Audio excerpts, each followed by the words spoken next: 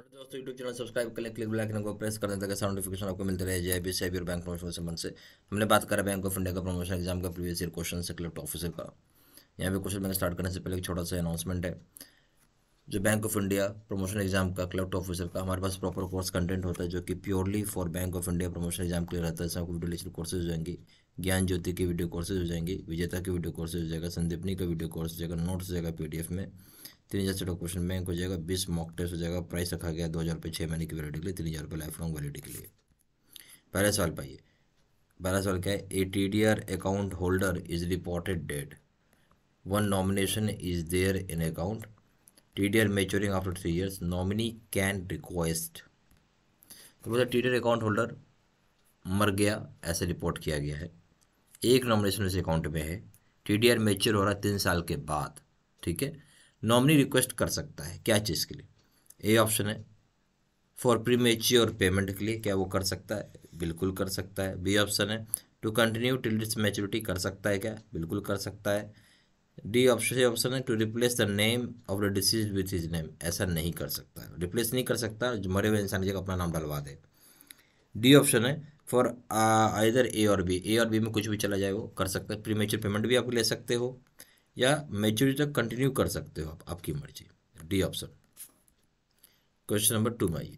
Settlement of deceased claim to the legal heirs should be done within dash of the receipt of necessary documents if nomination is not available. बोलते settlement करना होगा deceased claim, यानी जो मरा हुआ है, कोई मर गया इंसान, उसका सेटलमेंट कर रहे हैं उनके लीगल हेयर्स यानी उनके बाल बच्चों को कितने दिन के अंदर अंदर जिस डेट से आपको नेसेसरी डॉक्यूमेंट्स मिल गया है, ठीक है, लाइक सक्सेशन सर्टिफिकेट इस तरह का आपको मिल गया। तो नॉमिनेशन जहाँ अवेलेबल नहीं है वहाँ क्या करना होगा आपको? ए ऑप्शन है कितने में आपको करना होगा सेटलमेंट? ए ऑप्शन है 15 working days, B option 30 working days, C option है 1 month, D option as per suitability of the branch. तो सही ऑप्शन है 1 मंथ के हिसाब से आपको क्लोज कर देना है केस को। 1 मंथ के अंदर अंदर जब आपको सारा डॉक्यूमेंट मिल जाता है सेटलमेंट कर देना डिसीज्ड क्लेम को। क्वेश्चन नंबर 3 में आइए।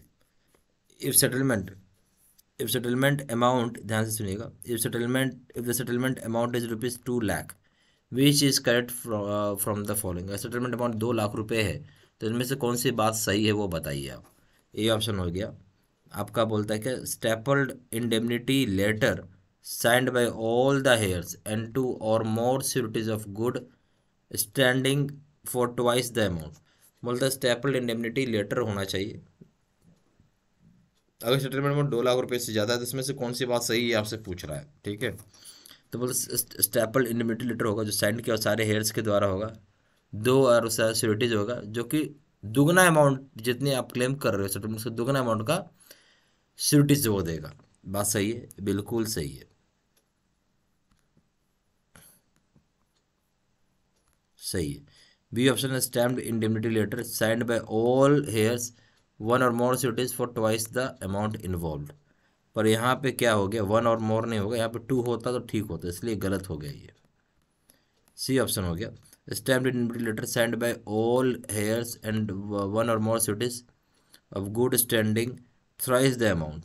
पहली बात है यहाँ पे थ्राइस नहीं होना चाहिए, 2 times होना था, और यहाँ पे गलती हो गई कि इसको भी 2 करना था आपको, ठीक है, इसलिए गलत हो गया।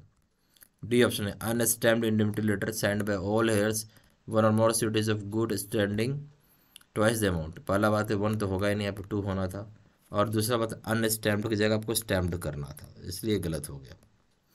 तो सही ऑप्शन क्या है? ए, कि stamped indemnity letter signed by all heirs and 2 or more securities of good standing for twice the amount. A option है।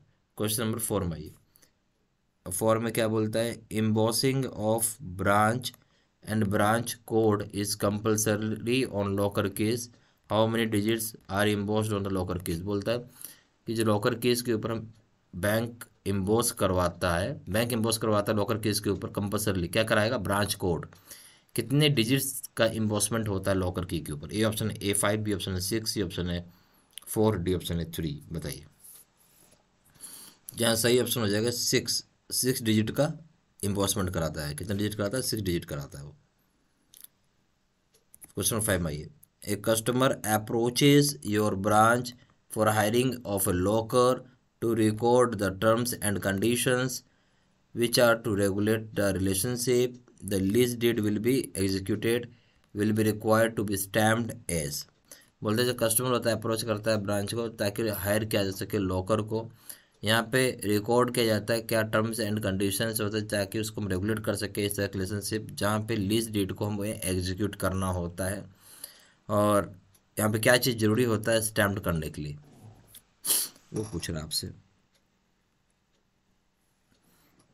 जो कस्टमर अप्रोच करेगा ब्रांच में जहाँ लॉकर हायर करना है तो रिकॉर्ड टर्म्स में रखने रेगुलेट करने के रिलेशनशिप को क्या चीज़ लीज डीड का जो होता है एग्जीक्यूट कराया जाता है, इसलिए क्या चीज़ जरूरी होता है स्टैम्प कराने के लिए। ठीक है, तो ये option same as power of attorney हो जाएगा, B same as an agreement हो जाएगा, सी ऑप्शन हो जाएगा सेम एज प्लेज एग्रीमेंट है, डी ऑप्शन है will not be required to be stamped. जब कोई कस्टमर अप्रोच करता है बैंक में लॉकर लेने के लिए, जो टर्म्स एंड कंडीशंस है जिसके साथ रेगुलर होता है रिलेशनशिप यहाँ पर लीज डेट का जो एग्जीक्यूट किया जाता है, वो क्या चीज़ के ऊपर होगा, वो होता है बेसिकली एग्रीमेंट का, सेम एज एग्रीमेंट के हिसाब से होता है। बी ऑप्शन क्वेश्चन नंबर 6 में ये A nominee of deceased account wants to split the deposit in two parts. Branch will. जो नॉमिनी होता है डिसीज अकाउंट का, यानी जो मरा हुआ एक जो इंसान मर गया है उसके अकाउंट का जो नॉमिनी है वो चाहता है कि स्प्लिट कर दिया डिपॉजिट को दो भागों में। ब्रांच अब क्या करेगा, ये ऑप्शन है go with his request provided the principal amount should not change. बोलता है प्रिंसिपल अमाउंट चेंज नहीं होना चाहिए और उसकी रिक्वेस्ट के साथ, देखिए यहाँ पे देखिए क्या बोलता है, यहाँ पे बोलता है कि उसके रिक्वेस्ट तक जाएगा, प्रिंसिपल अमाउंट को खाली चेंज नहीं कर सकते आप। ठीक है, यानी इसको दो डिपॉजिट के पार्ट्स में डिवाइड कर सकते हैं, ये बोल रहे हैं। बी ऑप्शन हो जाएगा go with his request provided principal amount and tenure should not change. बोलता है उसका रिक्वेस्ट मान सकते हैं कि दो भाग में एफडी बना दी जाए या टर्म डिपॉजिट कर दिया जाए, और यहाँ अमाउंट प्लस टेन्योर चेंज नहीं होना चाहिए। सी ऑप्शन है go with the request for splitting for any period. बोलता है आप उस नॉमिनी की रिक्वेस्ट जा सकते हैं कि स्प्लिट करने का और कितना भी पीरियड के लिए। डी ऑप्शन डिनाई सच रिक्वेस्ट, ऐसा आप कर नहीं सकते हैं। ठीक है, ऐसा बिल्कुल नहीं कर सकते, ये डी ऑप्शन हो गया। तो ये सही जवाब है, ऐसा बिल्कुल नहीं कर सकते हैं, इस तरह का काम आप कर ही नहीं सकते, डिनाई सच रिक्वेस्ट हो जाएगा। ठीक है, डी ऑप्शन क्वेश्चन नंबर 7 में जाइए। Your branch has a locker in the joint names of Mr. A and Mr. B operated as either or survivor. You receive the information about death of Mr. B. बोलता है कि आपके branch के पास एक locker है, joint name है mister A का और मिस्टर बी का, जो कि ऑपरेट कर रहे हैं आइदर और सर्वाइवर की मोड में। यहाँ आपको रिसीव होता है इन्फॉर्मेशन डेथ हो गया है मिस्टर बी का। अब क्या करेंगे, तो क्या ज्वाइंट नेम है लॉकर का मिस्टर ए और मिस्टर बी, और आइदर और सर्वाइवर में ऑपरेट कर रहे हैं, तो आपको यहाँ इन्फॉर्मेशन आ गया मिस्टर बी का डेथ हो गया। याद रखिएगा ए और बी आइदर और सर्वाइवर में ऑपरेट कर रहे हैं। Mister A can operate the locker with legal heirs of B. Mister A operate कर सकते हैं लीगल हेयर्स के साथ बी का, बी का जो लीगल हेयर्स के साथ मिस्टर ए ऑपरेट कर सकते हैं। क्या बात सही है, ठीक है, ये पूछ रहा है। और सी ऑप्शन बी ऑप्शन है for operations of locker permission of court is needed. बोलता है कोर्ट की परमिशन की जरूरत होगा लॉकर ऑपरेशन करने के लिए। सी ऑप्शन हो जाएगा mister A can nominate the locker. Mister A चाहे तो नॉमिनेट करवा सकते हैं लॉकर को, होगा क्या। Mister A can operate the locker, से मिस्टर ए चाहे तो ऑपरेट कर सकते हैं लॉकर को। डी ऑप्शन है ए एंड बी।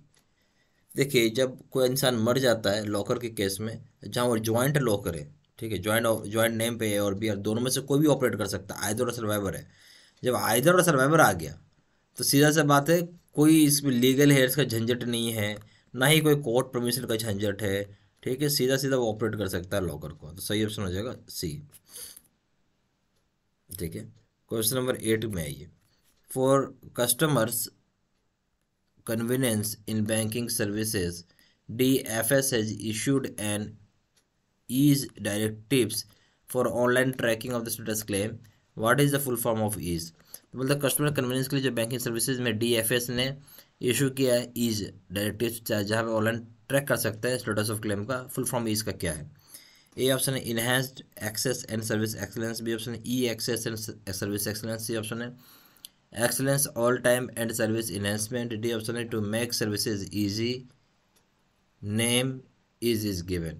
तो बोलते हैं enhanced access and service excellence इसका फुल फॉर्म हो जाएगा। क्या जो enhanced access and service excellence इसका फुल फॉर्म हो जाएगा ए ऑप्शन। क्वेश्चन नंबर 9 में आइए, if ASDV is allotted in the name of Mr. A and B with instructions jointly with two nominees, Mr. X and Mr. Y, Mr. A and Mr. A and Mr. B both expire, the amount will be paid to. बोलते हैं SDB है, ठीक है, safe deposit vault है, जो कि नाम है मिस्टर ए और मिस्टर बी, ज्वाइंटली इंस्ट्रक्शन है। यहाँ दो नॉमिनी है, मिस्टर एक्स और वाई। मिस्टर ए और बी जिनका लॉकर था वो एक्सपायर करके अब अमाउंट को किसको पे करेंगे हम, तो हम यहाँ बोलेंगे ए ऑप्शन है, the legal heirs of A and B jointly, legal heirs जो होंगे ए और बी के ज्वाइंटली देंगे।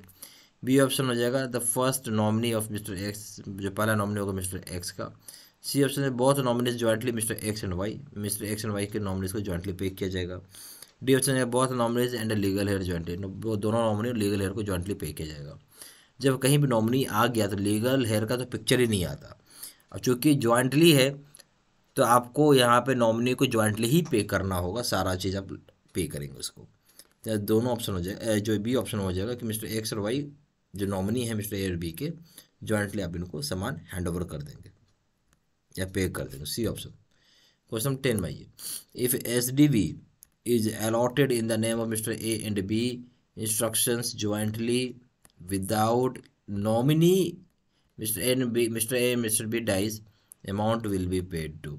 बोलता है क्या, तो सेफ डिपॉजिट वॉल्ट में मिस्टर ए और मिस्टर बी का इंस्ट्रक्शन ज्वाइंटली बोल के लिखा हुआ है और यहाँ कोई नॉमिनी भी नहीं है, मिस्टर ए और मिस्टर बी मर गए, तो जो अमाउंट होगा पे किसको किया जाएगा। A option legal heirs of Mister A and Mister B jointly, legal heir जो मिस्टर ए और मिस्टर बी होंगे ज्वाइंटली उनको। B option legal heirs of Mister A के लीगल हेयर्स को मिलेगा। C option Mister the legal heirs of Mister B के legal heirs को मिलेगा। डी ऑप्शन है bank will ask for court order, bank court order मांगेगा। सही option क्या है वो बताइए। जो देखिए इस केस में क्या होगा, जहाँ नॉमिनी नहीं होता तो नेचुरल से बाद उसके लीगल हेयर्स को बुलाया जाएगा, मिस्टर ए और मिस्टर बी को ज्वाइंटली पे कर दिया जाएगा। जो लीगल हेयर्स होंगे मिस्टर ए और मिस्टर बी, उनको क्या करेंगे, ज्वाइंटली यहाँ पे कर दिया जाएगा। सही ऑप्शन हो जाएगा ए, ठीक है। यहाँ पे हमारे पास बैंक ऑफ इंडिया का प्रमोशन एग्जाम का क्लर्क ऑफिसर का प्रॉपर कोर्स कंटेंट होता है, जो कि purely for bank of India promotion exam के लिए रहता है। जैसे आपको इंटेलेक्चुअल कोर्सेज मिल जाएंगे, ज्ञान ज्योति का वीडियो कोर्स हो जाएगा, विजेता का वीडियो कोर्स हो जाएगा, संदीपनी का वीडियो कोर्स हो जाएगा, आपको नोट्स मिल जाएंगे PDF में, 3,000 से क्वेश्चन बैंक हो जाएगा, 20 मॉक टेस्ट हो जाएगा, प्राइस हो जाएगा 2,000 रुपये, 6 महीने की वैलिडिटी के लिए, 3,000 रुपये होगा लाइफ लॉन्ग वैलिडिटी के लिए। ज़्यादा जानकारी के लिए फोन कर सकते हैं, फोन नंबर हो जाएगा 4x9685127, फिर वेबसाइट पर जाकर डायरेक्टली ऑनलाइन ऑर्डर प्लेस कर सकते हैं। वेबसाइट हो जाएगा www.jbstudymiddle.com, email ID हो जाएगा citizen3@gmail.com में। सारा इन्फॉर्मेशन मैंने इसी वीडियो को डिस्क्रिप्शन बॉक्स में डाल दिया है। Thank you very much.